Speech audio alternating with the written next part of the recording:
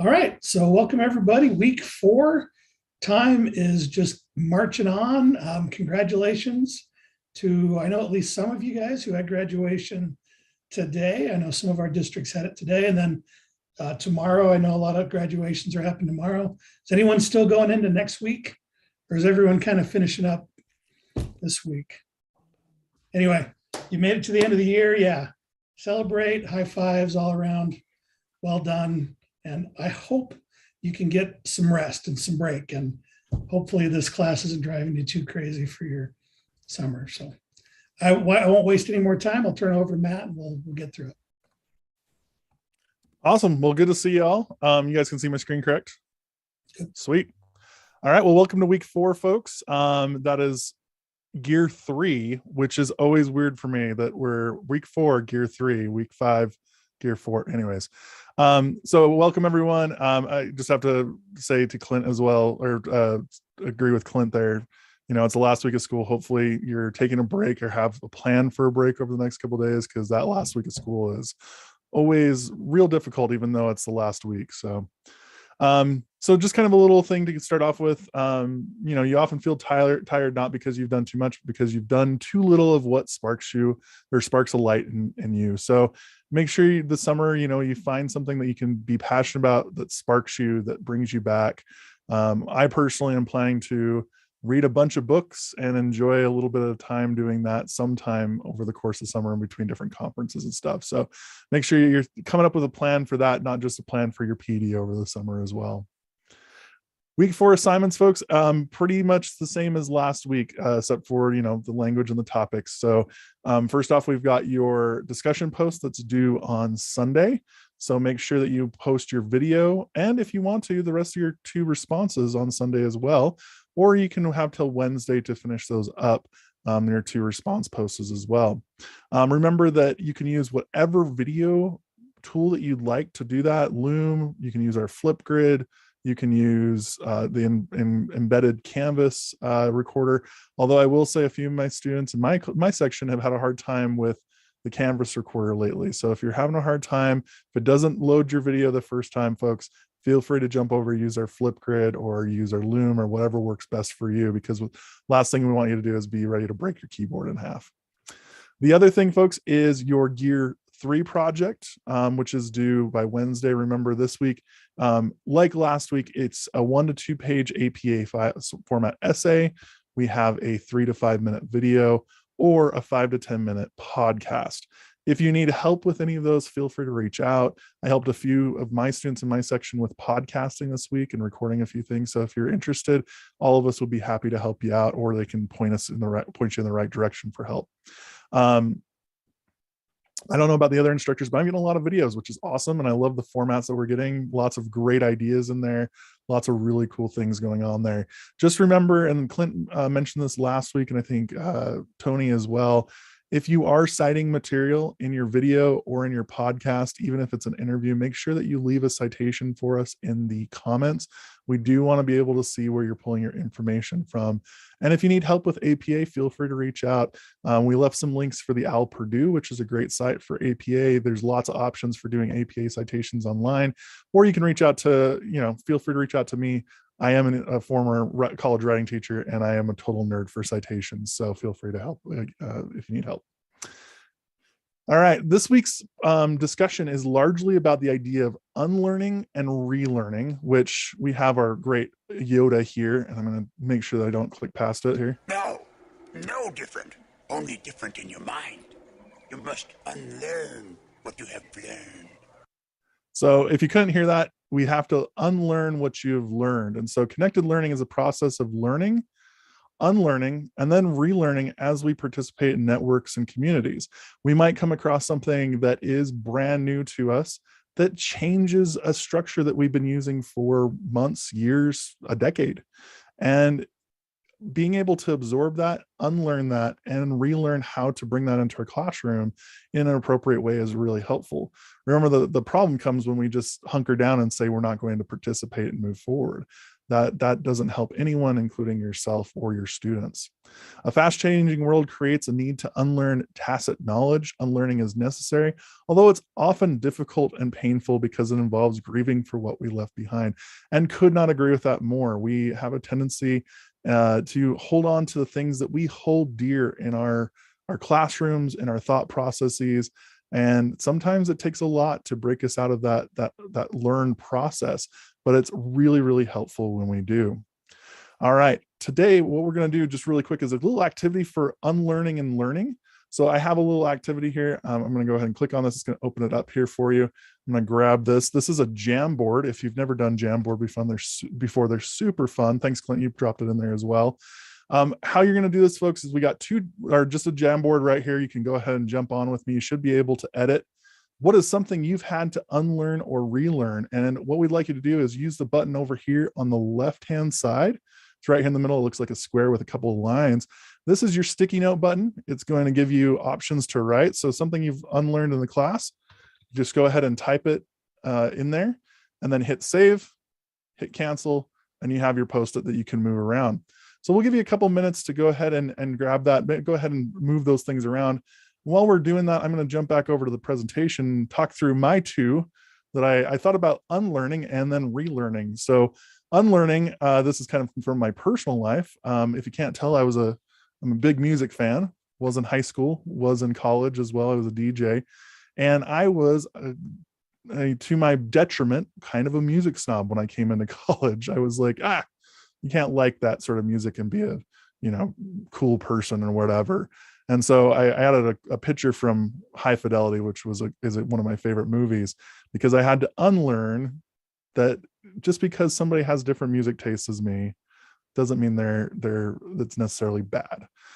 So relearning, this is actually one of my photographs. I took this in LA last winter while I was there. And it's one of my favorite photographs I've taken in a long time. But when I took it, I had to relearn my camera because I accidentally dropped it on the concrete that evening.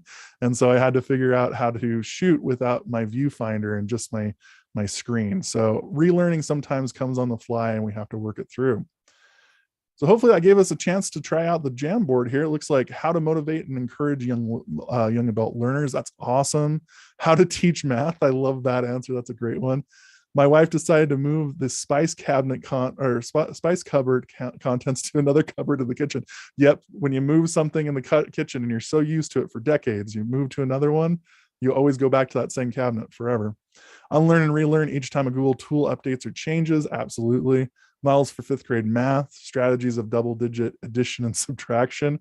Dreamweaver for WordPress for websites. Great answers. Communication skills. That's a good one as well.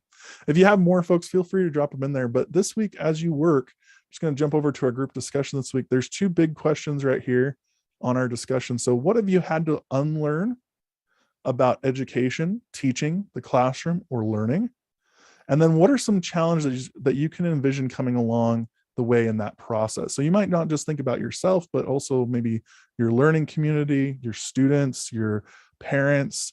I've been working with a lot of schools that are thinking about going to like a PCBL model.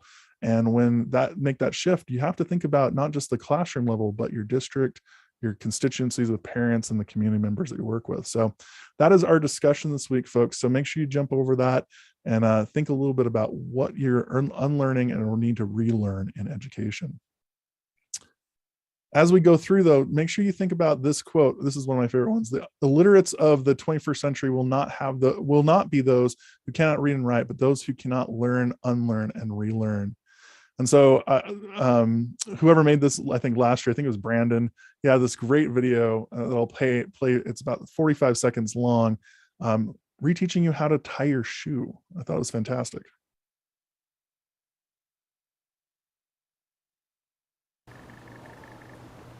Hi, today I'm going to show you how to tie a shoelace in just 1 second.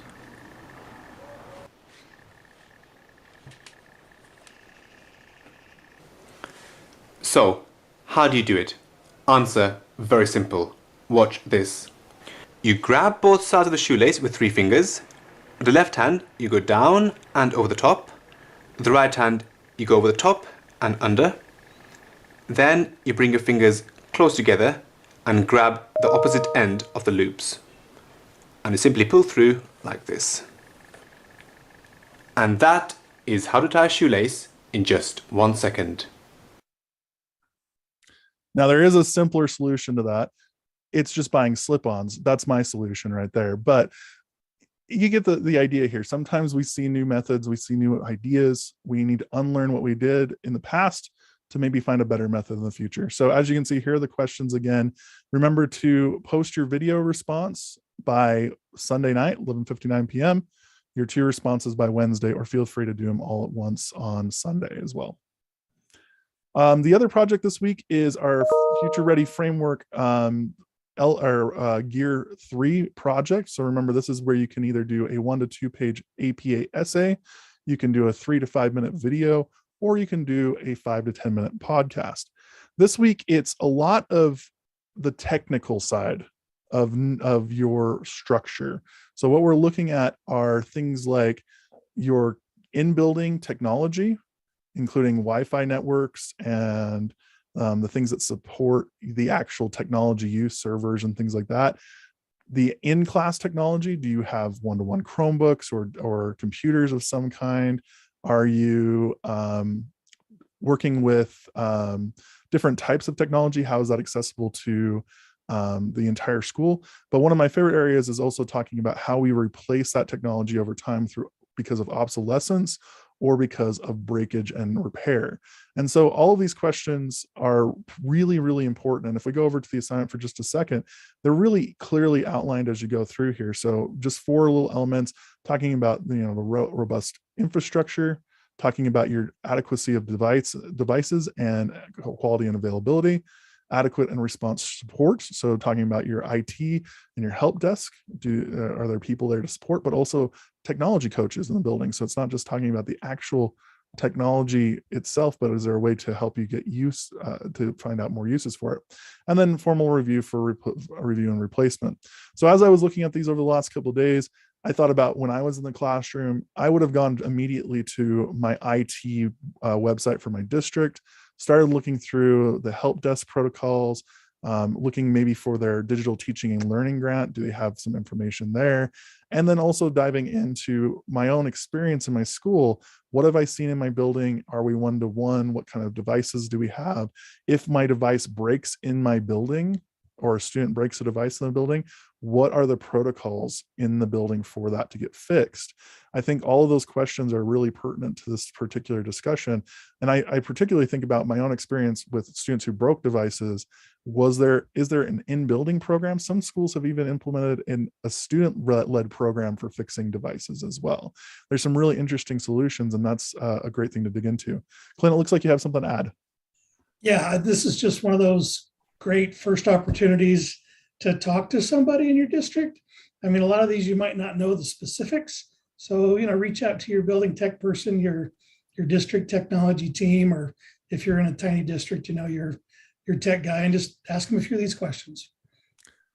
And I don't know isn't a good response. And I was just going to add to that, Clint. A lot of us, our school year is ending, but a lot of the technology people, they work through the summer. So this might be an opportunity for you to find that help desk number, give them a call, and see what's going on next week. See what kind of things that you can learn from them and ask them those directive questions.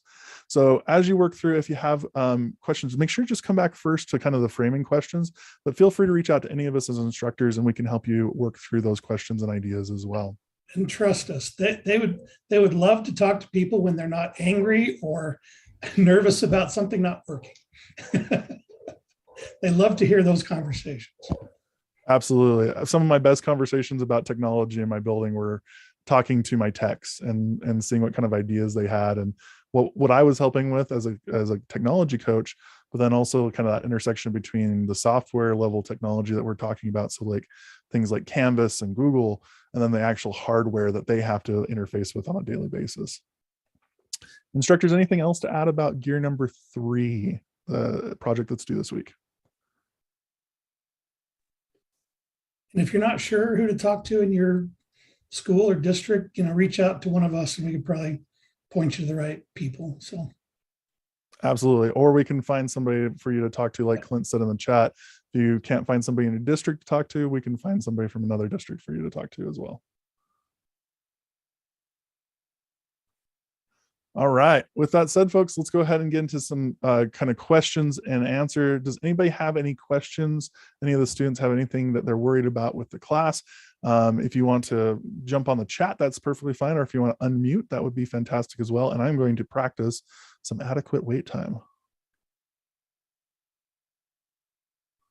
by getting a sip of water.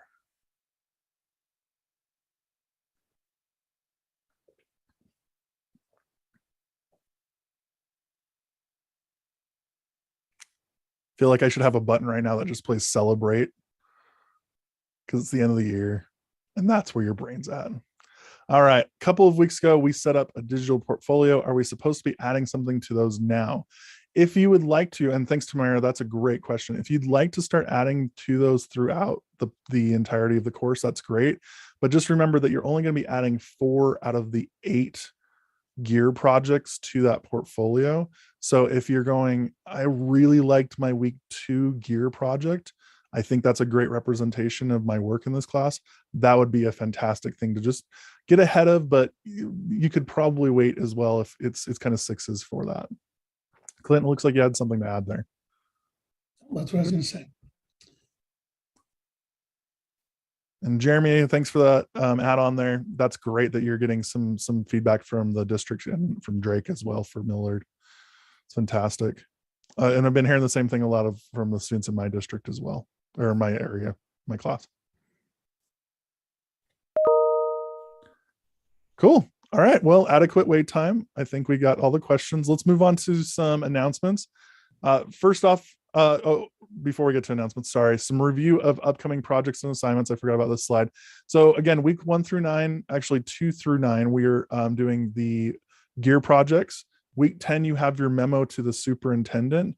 And if you're going, oh, I need to start working on that project, that'd be great.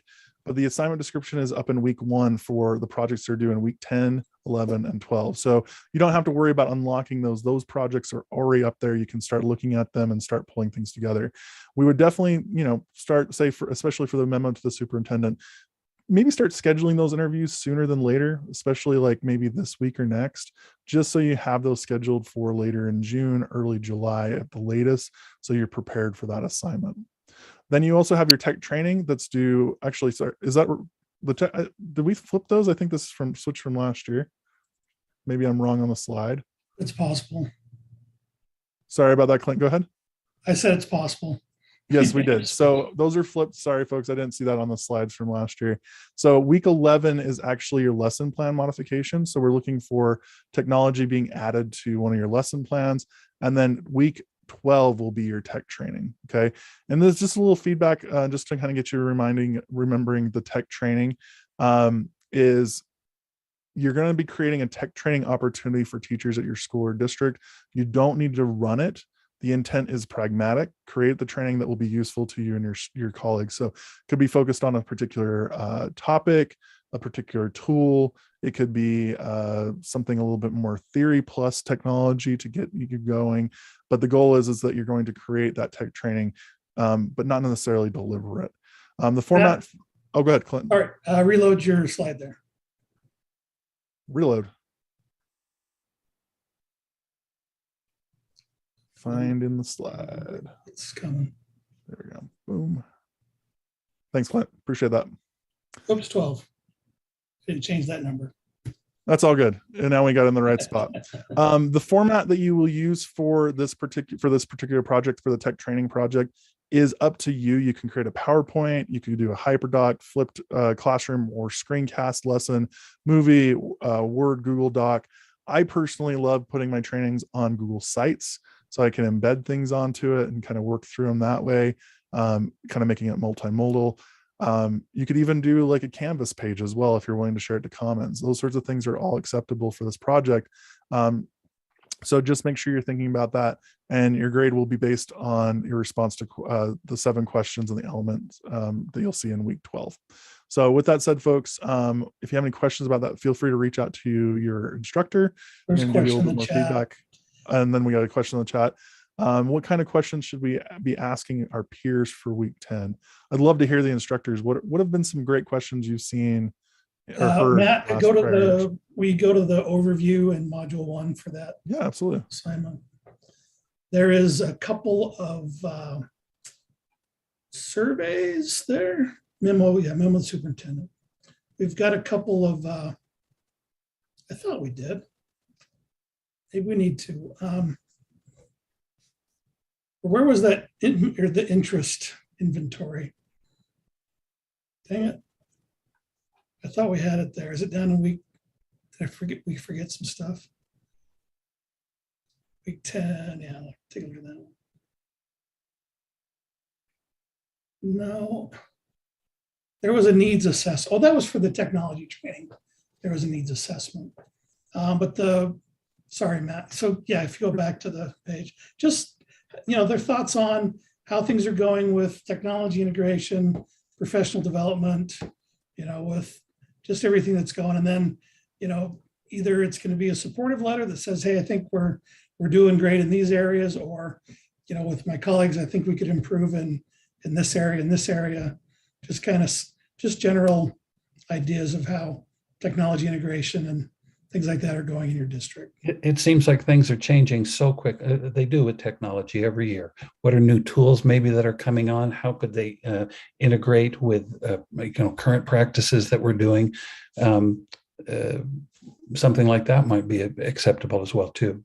I've had great things with teachers requesting technology or requesting services or different helps, because the superintendent, sometimes they're out of the loop. They're not in the classroom. They don't know what's really happening. So getting those teachers who can say, hey, look here, this is what we really need to make this work. We have all these mandates, have to do all this, but we don't have the resources to make it happen. So that's been really positive in some of the things that I remember from years past. Hopefully that answers your question, Shanda, but also just a reminder, you're not going to necessarily be sending this to your superintendent. So when Clint says, this can be positive or it could be critical, it can be a little bit of both. You can do what you think is best based on the questions and answer you get with your fellow teachers. Eric, thank you for the question there. Clint and I will take a look at it after class and make sure that unlocks for you. We've got prerequisites and requirements on the modules for this course. So you need the requirement to finish a module is to post your initial discussion post. And so that'll tell Canvas that you've met the requirements for that week, which will let you go on to the next week. So if week 6 is locked for you, you need to make a discussion post for week 5. Thanks, Clint. Appreciate that. That's great. Matt, there's another question that we missed from Tamara. She asked if the interviews have to be done in person. No, they can be done phone or email or text or anything to keep track of people. Thanks, Brandon. Appreciate that. I totally missed that one. Yeah, any interview is fine with us. Whatever's most convenient for you. Even I would think email interviews, as long as you're getting that written text back from them, that would be fantastic. And if you want to cite that, it's personal communication in APA. Piece of cake. Yeah. It's probably the simplest citation in the entirety of APA. Personal interview in MLA is the easiest one too. I know a guy. Okay. Any other questions, folks? We'll practice some wait time here for about 30 seconds. Thanks to the instructors for helping out with that. That's why we're here. All right, let's jump into some announcements. First off, I had to bring this into class because I wanted to celebrate and be excited. Amanda Lewing, who is in my section of 5020, she was just featured on UEN's PDTV. This is the discussion here. She is a kindergarten teacher who's done some amazing things. So if you have some time, folks, you can go ahead and click this link and go ahead and watch this. It's 15 minutes. I don't want to watch it here in class, but definitely take some time, watch it. It's a really great representation of a lot of the things that we're talking about with technology in these courses. And Amanda is a stellar educator. So very, very cool to see that and that connection between that great work and what's happening. I'm gonna move forward. There we go. So a couple things about summer professional development opportunities. Just wanted to add this in there. Remember, you do need to go to a conference at some point during the educational or ed tech endorsement process. There's a lot this summer. It's hot to go out and do a PD opportunity. GG Utah, I put together a list of PD opportunities across the state. You can find that on our newsletter, which is right here at schmore.com/4xeb7. That will take you to the newsletter. And then just underneath there's 7 different PD opportunities this summer. Some of them would count for the conference requirement. Other ones are just super fun. Like for instance, Google's Anywhere School is just an hour-long thing, whereas Rural Schools, which is coming up on July 6th through 8th, it's 3 days and it's going to be rad. So go ahead and check these out. They did announce, Justin Brooksby from UEN did announce the Show Up Utah conference, which is First Lady Abby Cox's conference up in Salt Lake. That will count for this part. So if you're interested, that's going to be a really interesting conference. It's all about teacher wellness. I've heard rumors that she's bringing in massage therapists, which is going to be great. But then also it's all focused on teachers and how we can support ourselves and do really cool things there. So check that out. It's going to be a great conference. And then there's tons of other ones there. The other thing that I just want to point out, if you're looking for a national conference, a few of us are going to ISTE in New Orleans. Feel free to come join us if you want to. They also are doing digital option this year. So that would be an interesting one as well. I just found out I'm going to be presenting in the Google teacher theater during the conference, which is insane to me that I'll be presenting in there. So come join us if you want to. It's going to be a really fun conference. Any other professional development opportunities that I glossed over? EdCamp Utah on June 11th. URSA. Anything else that anybody else has in that list? Davis conference. Oh, Davis's conference. I tried to find the graphic for that to put it on here, and Carol, I could not find it. I don't know where it went. So we'll make sure we get that on there for next week. We just had it in the chat last time. Yeah. Oh, and then here's URSA's registration schedule. Clint, correct me if I'm wrong. I think it's $50 for all 3 days. Yep. Perfect. 6th through 8th, come join us. I'll be presenting. Clint will be presenting. Carol, Tony, Brandon, I believe you're presenting as well. We're getting So close. come on down to Cedar and join us. Yeah, and we will be having that Thursday at 4:00, a face-to-face one. Yes, you'll still can attend via distance through Zoom, but we'll all be there face-to-face at 4 on that Thursday. Awesome. All right, last couple of slides here, folks. Here are the instructors. Feel free to email us, call us, tweet at us, whatever you need to do to get your questions answered. I always used to say this to my writing classes. The last thing I want you to be doing is trying to break a keyboard. So feel free, if you get a little stuck, come and ask us questions because we really want to help out. I've met with 3 or 4 for my section this week, and it's just always so nice to meet with you from an instructional standpoint, but also I know it helps you out, and that's a really valuable thing for us as instructors. Hopefully you're just planning a break. It's the end of the school year, folks. Get out there or don't get out there, whatever helps you, feel better and get ready for next year.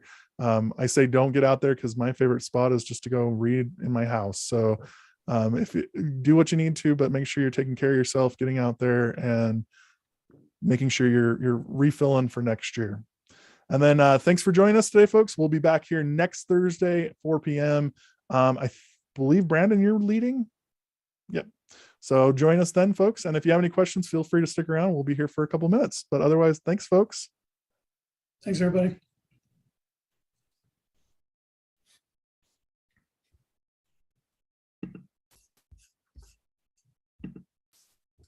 Thanks, Matt. Well done. Thank you. Carol, Thank you. I'm glad to see you made it home safe. Carol, I seriously, I no joke, I looked on Twitter for like 20 minutes trying to find that graphic and I could not find it. I'll send one to you. I'll just send it to all the instructors. I have to find it myself, so. Jeremy, do you have a question or are you just hanging out?